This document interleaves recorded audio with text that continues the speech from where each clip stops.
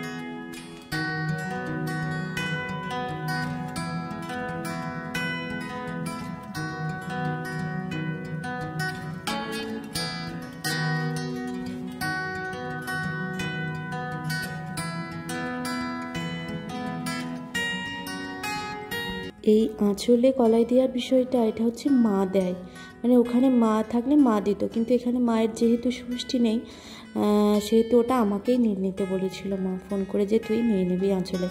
ওই আঁচলে যে কলাইটা দিল ওই কলাইটা খেতে হবে আর কি, প্রসাদ হিসেবে।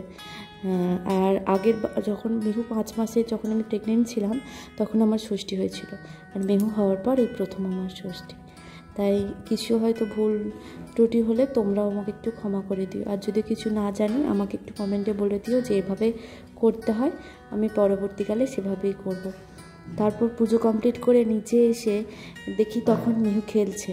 মেহুকে খেলতে দেখে তারপর ওকে ওই ফোঁটা দিতে হয়। সেই বিভৎস কাঁদছে, কিছুতেই ফোঁটা নেবে না। ও কিছুদিন তো টিপ পড়তে চায় না, কোনো কিছু টিপ পড়তে চায় না। ওই জোর জবরদস্তি ওকে একটু ফোঁটাটা দিলাম ভুলিয়ে ভালিয়ে। তারপর ফোঁটা দেওয়ার পর ওকে একটু ছবি তুলবো। ওরে বাপরে যা কান্না শুরু করলো, আর ছবি তো দূর, কিছুই করতে পেলাম না। এইভাবে টিপ পরানোর সঙ্গে সঙ্গে ও হাত দিয়ে পুরো টিপটাকে হেঁটে দিল।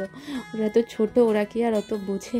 আর ওকে ওরকমই, ওকে কাজলের টিপ পরালে ও সঙ্গে সঙ্গে ঘেঁটে দেয়, ওইসব টিপ ফিপ পছন্দ করে না। এইভাবে যা হোক করে তবুও টিপটা পরালাম আর কি। এইভাবেই কেটে গেল আজকের দিনটা। আজকের ভিডিও তোমাদের কেমন লাগলো অবশ্যই জানাবে কমেন্ট করে। আর তোমরা কে কে জামাই ষষ্ঠী করতে গেছো অবশ্যই আমাকে বলবে কিন্তু। আর তোমরাও ভালো ভালো জামাই ষষ্ঠীর ভিডিও দিতে থাকো, আমি দেখব। ঠিক আছে, টাটা আজকের মতো, ভালো থেকো। আর কমেন্ট করো কীরকম ভিডিও হয়েছে আজকে। আর তোমরা কীরকম ভিডিও দেখতে চাও অবশ্যই কমেন্ট করে জানিও, তাহলে আমি সেই রকম ভিডিও বানাবো। টাটা, ভালো থেকো।